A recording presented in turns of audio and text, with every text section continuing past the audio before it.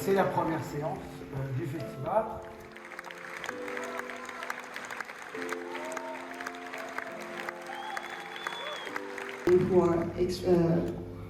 Who have this sort of danger. Indispensable de l'industrie cinématographique dans son ensemble et des acteurs essentiels de la médiation culturelle. You are sitting here tonight because just like us, you love films, seeing them in theaters and festivals.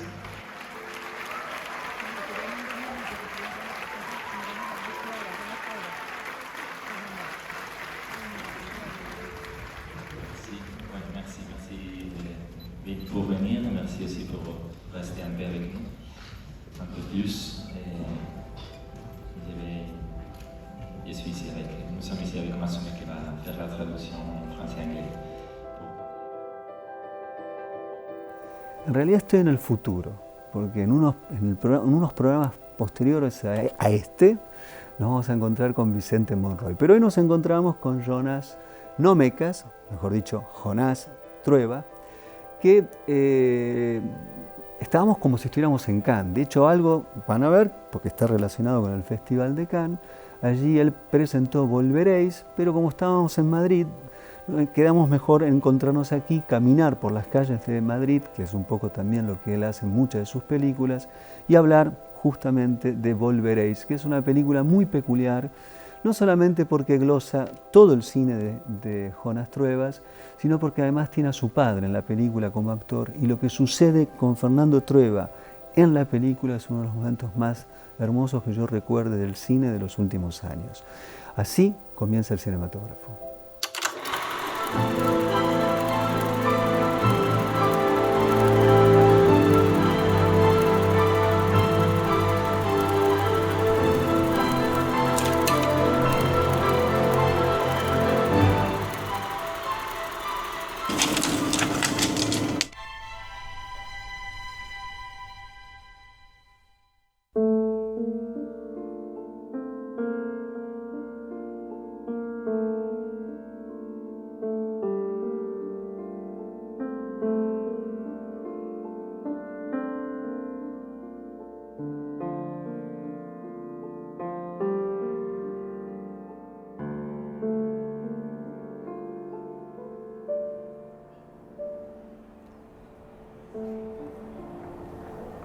Jonás, Roger.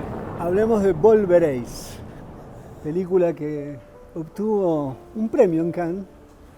Es una zona rara de Cannes porque no es una zona de competencias, porque es la quincena de los realizadores, pero obtuvo un premio que me parece muy valioso en otro sentido. Primero porque es una sección del festival que la idea de curación es otra. Y me parece que en ese sentido la película adquiere otro relieve, otra comprensión frente a esa sección en su conjunto. Igual los premios importan tanto como que no importan, pero no hay que decirlo. Volveréis es una película reciente tuya, la película que acaba de estrenarse en Cannes, pero de alguna manera vuelve sobre algunos temas que me parece que son para vos decisivos. Uno de ellos es la conversación, o sea, cómo filmar las palabras y los efectos de la palabra. Me parece que eso es algo que está en tu cine a menudo y quería empezar por ahí. Y en este caso, la conversación de una pareja, porque la conversación de una pareja no es otra cosa también que un modo, o mejor dicho, la pareja es una larga conversación en sí misma. Entonces, ¿por qué esto? ¿Por qué la pareja como centro y la conversación como algo que está a lo largo de todas tus películas? Bueno, gracias, ¿no?, por lo que dices. Sí que es verdad que esta idea de filmar la palabra, bueno, al final es lo que hacemos la mayor parte del tiempo, ¿no? Muchas veces es hablar, a mí me gusta la conversación, escuchar. Me gusta filmar el gesto de la palabra, a veces no tanto lo que se dice, sino el hecho de estar diciendo cosas, ¿no?, que es una manera también de encontrarse, de descubrirse a uno mismo, de descubrir a los demás, ¿no? Y es una idea que está en el cine, en tantas películas, ¿no?, que me gustan, que puede ser desde esta comedia clásica en la que en cierta manera nos inspiramos, ¿no? De la comedia... Las screwball comedies. Las screwball y las remarriage comedies, ¿no? Son películas que están, digamos, fundamentadas casi en un aprecio por la palabra, ¿no? En un amor por la palabra, ¿no? Películas hiper habladas, ¿no? Hiper sofisticadas desde el punto de vista del lenguaje. Hay este texto maravilloso de Stanley Cavell, ¿no? que un poco también citamos en la película, que dice: el cine puede hacernos mejores. Él hablaba de esta cosa de que en esas comedias clásicas americanas, precisamente, gracias a la conversación o a la discusión a veces entre las parejas, son capaces de llegar a un punto al que no llegarían si no discutieran, si no hablaran, ¿no? Es decir, esta idea de que el diálogo, si lo pensamos casi también como desde el punto socrático, ¿no? Es esa idea de hablar, preguntarse, cuestionarse, ¿no? Es la manera muchas veces que tenemos de lograr hallazgos, ¿no? De llegar a un punto, ¿no? O encontrar cosas que no encuentras si no te pones a hablar con otro, ¿no? Entonces eso me ha gustado, pero también eso está en el cine de Eustache, en luego otro tipo de cine muy diferente, ¿no? Muy distinto a lo que puede ser el cine clásico de Hollywood, donde también se filma la palabra y donde también ha habido un amor por la palabra, ¿no? Por la gente hablando, que siempre me ha gustado, bueno, y supongo que es lo que me parece que estoy más cerca de poder filmar, ¿no? En la película, el punto de conversación inicial proviene de una suerte de aforismo familiar, que además duplica algo que estrictamente es algo que tu propio padre decía. Ya vamos a hablar de Fernando Trueba, que es uno de los grandes cineastas que tiene también España, de otra generación. Y ven por acá, vamos por acá. Y digamos, el punto de partida es un dicho, Sí. o lo que pone el acicate del uso de la palabra, que está relacionado con una idea que no hay tanto que celebrar o hacer una fiesta de casamiento, sino unas fiestas de separación, ¿no? Que las parejas, cuando se separan, tienen que celebrar ese momento, como se hace generalmente también cuando uno se casa. Y aparentemente es una idea que tuvo tu papá, o que lo dijo así al azar, vos tomás, y la película articula eso como punto de salida, ¿no? Entonces quería preguntarte un poco sobre eso. Es que de pronto es una frase que la tuve o la retuve durante años en mi cabeza. Quizás es algo que mi padre me dijo una sola vez cuando yo tenía 15 años. Pero el caso es que se me quedó ahí, lo retuve, hasta que hace no tanto tiempo me di cuenta que en realidad en esa frase, en esa idea medio butad, mi padre es muy dado a las frases, a las ocurrencias, ¿no? Siempre está lanzando cosas. También es alguien que intenta huir del placer, ¿no? Con el cine, con muchas cosas, intenta huir del dolor, más bien, al contrario. Y va hacia el placer. Y va hacia el placer. Y en el fondo es una idea un poco escapista, ¿no? Quizá pudiera parecer, pero también me parece que tiene algo esta idea de no dramatizar la separación, sino de tratar de verla como algo necesario. O sea, que las rupturas son necesarias a veces, ¿no? Que nos ponen en cuestión, que había algo bello ahí, que había algo emocionante, que había una profundidad también en esa aparente butad frívola, ¿no? Puede tener este costado frívolo, pero también puede haber algo como un ideal. Probablemente no estamos preparados, ¿no? Para celebrarlas. Claro. Y es algo que yo también he ido constatando con amigos, con parejas de amigos, conmigo mismo. Cuando llegan los momentos de las separaciones, no estamos para celebrar, ¿no? Nunca. Bueno, eso es un poco lo que va pasando en la película. Claro, a medida que ellos comunican esa idea, pareciera que nadie la puede comprender, excepto claro. una argentina que se emociona, ¿no? Pero es verdad que... Valeria Alonso, sí, que se lo celebra. Pero sí, digamos que es algo que yo mismo fui constatando a lo largo de los años, ¿no? Que era una idea que tenía un costado utópico, que podía parecer una chorrada enorme, una frivolidad, pero que también tenía este otro lado, y finalmente me doy cuenta que además puede ser la premisa de una película, y precisamente de una película que entronca con esa tradición de cine clásico, en concreto con estas películas de las remarriage comedies, ¿no? Las que citaba Cavell precisamente, que eran películas sobre una pareja que se separa, y que a lo largo de esa separación o de esa discusión en la que entra la separación, bueno, aparece otra cosa, quizá incluso el amor otra vez, ¿no? La segunda oportunidad, ¿no? Por eso se llaman remarriage, ¿no? En general son películas que hablan de reenamoramientos, ¿no? Si se puede decir así. Y bueno, como que de pronto todo cuajó, ¿no? Esta aparente boutade, ocurrencia de mi padre, dicha hace años, se queda en mi cabeza y de pronto me doy cuenta que está ahí, que el cine puede trabajar esa idea, ¿no? Esta cuestión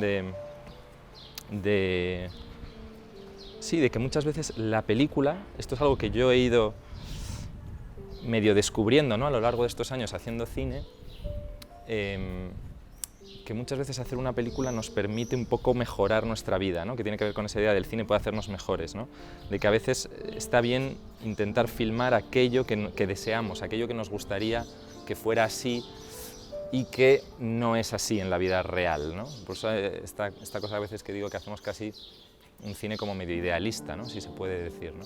Y de pronto esta idea, esta frase, bueno, me pareció que era... Era un buen punto de partida. Sí, un buen punto de partida y que ya tenía ahí la propia idea, eso, el germen de...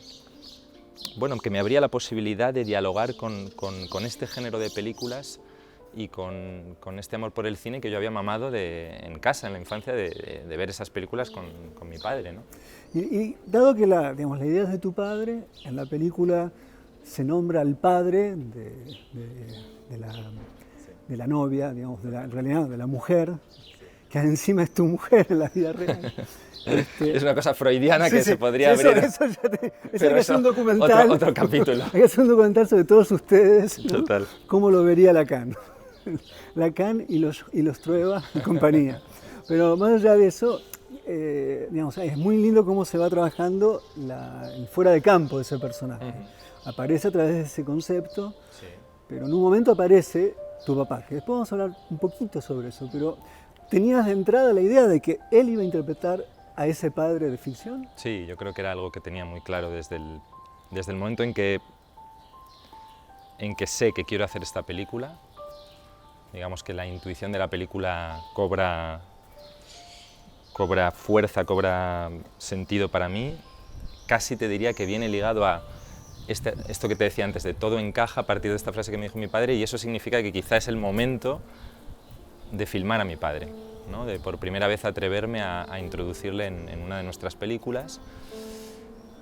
Y casi te diría que era el verdadero deseo de hacer esta película. En grandísima parte pasaba por lo que te decía antes, ¿no? Pasaba por filmarlo a él, por generar este espacio para él dentro de la película, porque al fin y al cabo a Itxaso y a Vito como pareja ya los sé filmar, ya los he filmado. La novedad aquí, el riesgo, casi te diría, la incertidumbre más grande para mí era cómo me iba a relacionar yo con mi padre ahí, y bueno, si esto podía realmente hacerse así. Y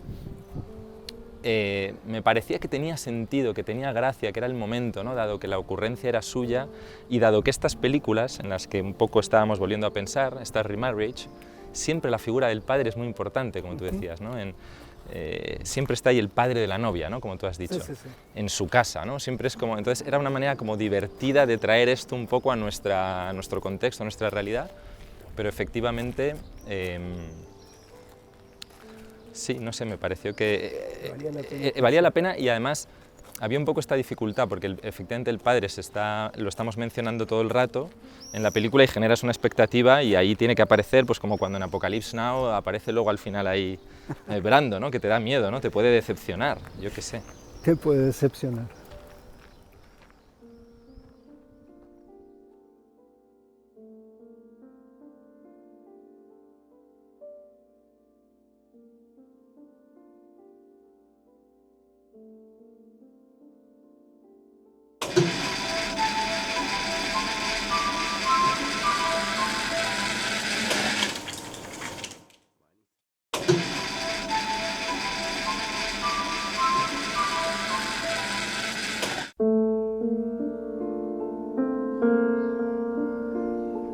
Hay algo también, ¿no? de la película, de Volveréis, que trabaja sobre algo que es frecuente, que es el acto, digamos, cuando uno habla, sobre todo cuando uno habla de sí mismo frente a otros, sí. Las descripciones que hacen los otros de nosotros, valga el juego, lleva a redescubrir o a repensar lo que uno piensa. En la película, digamos, lo extraordinario es que cada vez que comunican esto, sucede algo que lleva a que los dos personajes tengan que volver a considerar si la idea esta de celebrar es una gran idea o no. Y lo otro que es muy impresionante también es que cuando comunican eso, vos trabajás muy bien los efectos que tienen para los que son consultados. Porque si son parejas, quizás se pueden preguntar lo mismo tarde o temprano, ¿no? Sí. Entonces te quería preguntar todo ese trabajo de variaciones frente a la recepción de la propuesta inicial que ellos comunican. ¿Fue algo que lo fuiste trabajando? ¿Hay improvisación? ¿Lo has escrito? Y si lo has escrito, ¿en qué consistieron las variaciones? Claro, bueno, es una película muy escrita, quizá es la De película, las más. de todas las películas que he hecho hasta ahora, quizás la más escrita, la más guionizada, junto a la primera que hice, hace ya muchos años. Y era un poco para mí también esta cosa de volver al guión, ¿no? Es decir, volver al guión, que es algo que un poco lo he ido desaprendiendo a hacer, ¿no? También mi formación es esta cosa del cine clásico que pasa por el guión y es algo que yo de alguna manera he ido, bueno, alejándome o aprendiendo a tomar el guión como de otras maneras, ¿no? Con las películas anteriores. Aquí, sin embargo, me apetecía volver a una cierta escritura de guión clásica, aunque luego la película también es muy de montaje y hay una escritura ahí de montaje. Digamos que, por tanto, no es tanto una película de... ¿Cómo decir? ¿No? Es una película de guión, pero también es una película de montaje. No hay improvisación, ¿no? Si me preguntas por eso, o la hay, pero de una manera, no lo que entendemos por la improvisación. Está pegado a lo que está dicho. Claro, piensa que primero los actores, Itxaso Arana y Vito Sanz, han coescrito el guión conmigo, esto es importante, les impliqué en el proceso desde el principio. Yo tenía clara la película y más o menos la estructura la fuimos como encontrando juntos y entonces eso les daba a ellos un poder, ¿no? Durante el rodaje también, de que podíamos cambiar, introducir cosas, incluso ellos sugerir cosas al resto de compañeros actores implicados en la película. Eso es muy bonito, ¿no? Es algo que ya hice en La Virgen de Agosto con Itxaso, que es tener al actor como cómplice, como guionista, ¿no? A mí me gusta Como el Linklater y las películas. Total, ¿no? Sí, yo creo que eso es bello y me gusta pensar a los actores como escritores, ¿no? Para mí escriben la película con el cuerpo, con la voz, pero también la pueden escribir a otros niveles, ¿no? Y entonces el tema este de la variación que tú hablas, que también es el tema de la repetición, que es algo importante en la película. Y ahí, después vamos directo a eso. Vale, pues hay, digamos, esta cosa de variar sobre un mismo tema, ¿no? El que se da vueltas una y otra vez, me apetecía mucho eso. Me parece que el cine trabaja bien eso, o sea, me parece que el cine trabaja bien la repetición y al final la otra gran cuestión de la película, si lo piensas, es la fidelidad a una idea, a la pareja. Es una cuestión que para mí es importante también en cómo pienso el cine, puesto que vengo trabajando con los mismos actores prácticamente y los mismos técnicos desde mi primera película. O sea que hay una cuestión ahí con la fidelidad y con lo difícil que es mantener la fidelidad y cómo muchas veces hay que repactar, ¿no? Con la gente, o sea, con el equipo, igual que tenemos que repactar con el amor, con la pareja, ¿no? También como una idea del cine. Por eso, con una cierta idea del cine que tienes, ¿no? claro, que tienes que mantener, pero que también te cuestionas y que entra en crisis muchas veces, ¿no? Es decir, nuestra propia idea del cine, de cómo trabajamos o de cómo nos relacionamos con las personas con las que trabajamos, tampoco es que sea perfecta siempre, la tienes que ir replanteando, la tienes que poner en duda, ¿no? Habías dicho la repetición. Sí. El libro trabaja hay 3 textos citados, 2 provienen del campo filosófico, en realidad los 3 vienen del campo filosófico, pero en el caso de 2 de ellos asociados al cine, porque son 2 textos claves de Stanley Cavell. Pero hay uno que es de Søren Kierkegaard, un libro fantástico, fundamental, cuyo título es La repetición. Y incluso hay una cita que, como corresponde, se lee 2 veces. Totalmente. Una tras otra, porque tiene que haber una repetición. Y te quería preguntar un poco sobre la introducción de ese universo. En el film lo hace tu padre. Sí. Por motivos que no vamos a revelar del todo. Claro. Les entrega a la pareja 3 libros, que son estos, ¿no? ¿Puede el cine puede hacernos mejores? De hecho, que es una editorial argentina, que es Katz. Alejandro Katz. Exacto. Luego está el del famoso La búsqueda de la felicidad. Exacto. Y posteriormente el texto de Søren Kierkegaard, La repetición. Pero contame un poco lo de la repetición. Yo realmente a la repetición llego por Cavell, que es un escritor maravilloso por 1000 razones, de cómo piensa el cine con la filosofía o la filosofía con el cine. y que es alguien que es capaz de llevarte, de conectarte, ¿no? De generar una especie de red de otros escritores, pensadores, y que inmediatamente cuando te habla de Kierkegaard, Kabel, te apetece ir a leer a Kierkegaard, ¿no? Y yo tenía esta idea de Kierkegaard, y yo creo que tenemos muchos, como de una especie de filósofo de la angustia, del sufrimiento, de una intensidad dramática, no sé qué, y de pronto descubro, cuando empiezo a leer La repetición, que está eso, pero que hay un humor y una modernidad que es muy contemporáneo, que es muy divertido de leer, muy lúdico, y hay esta idea de la repetición, efectivamente, que bueno, que me parece que de nuevo es algo que entronca con una cierta idea del cine, ¿no? O sea, el cine trabaja bien la repetición. A mí, eso en el fondo tiene que ver con lo que te decía de la fidelidad. Yo vengo repitiendo a lo largo ya de varias películas los mismos actores, repito los mismos técnicos, pero también repetimos los mismos espacios, las mismas localizaciones, a veces incluso las mismas ideas, y me encanta eso porque nunca es igual. Claro. Entonces, ese efecto de volver a filmar lo mismo lo venimos haciendo todos estos años, pero en esta película ya literalmente sucede eso, que es lo que tú decías, ¿no? Que es como esta pareja va diciendo la misma idea a diferentes personas y nunca es igual, es como repiten a veces la misma frase literalmente y sin embargo es otra cosa, cada vez hace un efecto distinto en los que escuchan y también en ellos mismos al escucharse probablemente, ¿no? Hay algo ahí que va cambiando. Hay algo que se ha cuestionado a menudo de tus películas, que es cierta ruptura moderna digamos, de romper la unidad diegética y mostrar cómo se hace la película, o el hecho de que es una película en una película. Hay un juego ahí también de cierta indefinición que funciona muy bien, me parece.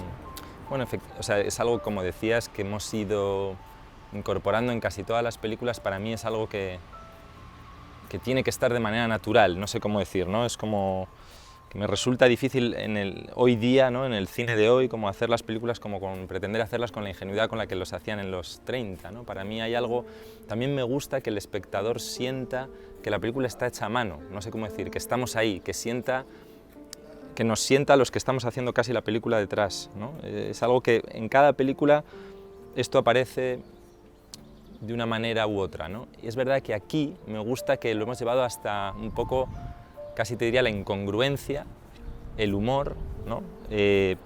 Pero que es también, al fin y al cabo, como yo lo siento, ¿no? Como una confusión, ¿no? De cómo vivimos este oficio y cómo todo se acaba confundiendo, ¿no? Y creo que la película eso intenta mostrarlo, casi te diría con todas sus contradicciones, ¿no? También con este lado casi medio incongruente. Es algo que me surge como de forma más o menos natural, ¿no? No sé si con esto te respondo. O sea, como que creo que es una cosa en la película que yo no quiero intelectualizar demasiado.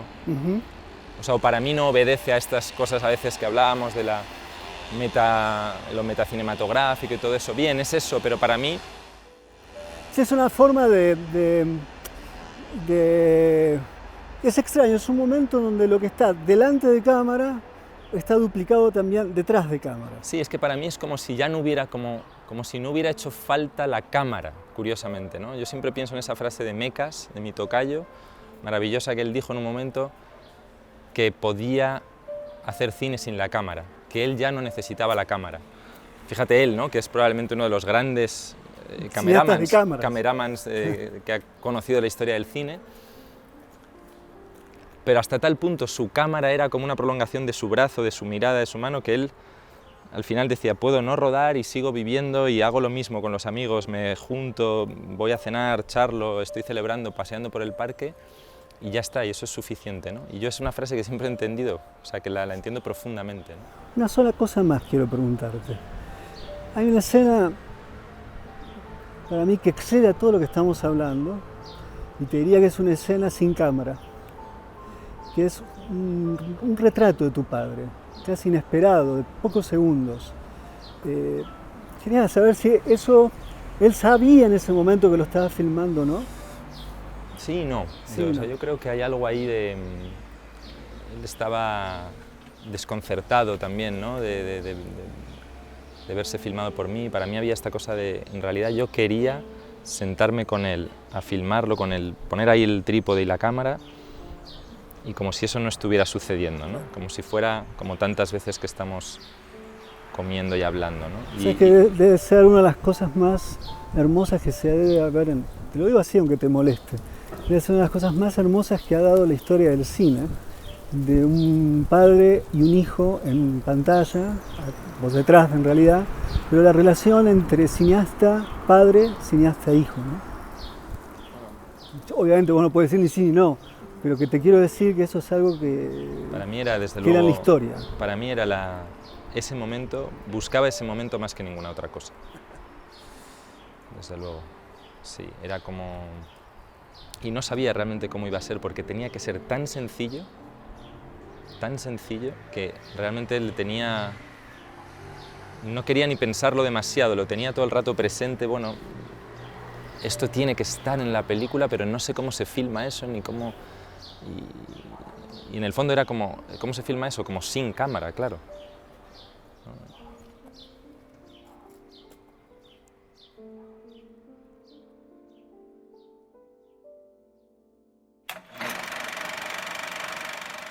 Walter, you're wonderful in a loathsome sort of way. Now, will you please be quiet just long enough for me to tell you what I came up here to say? I have a lunch date already. I cannot break this. Will you take your hands off me? What are you playing, osteopath? Temper? Oh, listen, Walter. You are no longer my husband and no longer my boss. And you're not going to be my boss. What's that supposed to mean? Just what I say. You mean you're not coming back to work on the paper? You are right, Mr. Burns, for the first time today. Got a better offer, huh? You bet I've got a better All offer. right, go on, take it, work for somebody else. That's the gratitude I get. Oh, I wish you'd What were stop you when you panning. came here 5 years ago? A little college girl from a school journalism. I took a doll-faced hick. Well, you wouldn't take me if I hadn't been doll-faced. Oh, why should I? I thought it'd be a novelty to have a face around here a man could look at without shuddering. Listen, Walter, Listen, I please. made a great reporter out of you, Hildy, but you won't be half as good on any other paper, and you know it. We're a team, that's what we are. You need me, and I need you.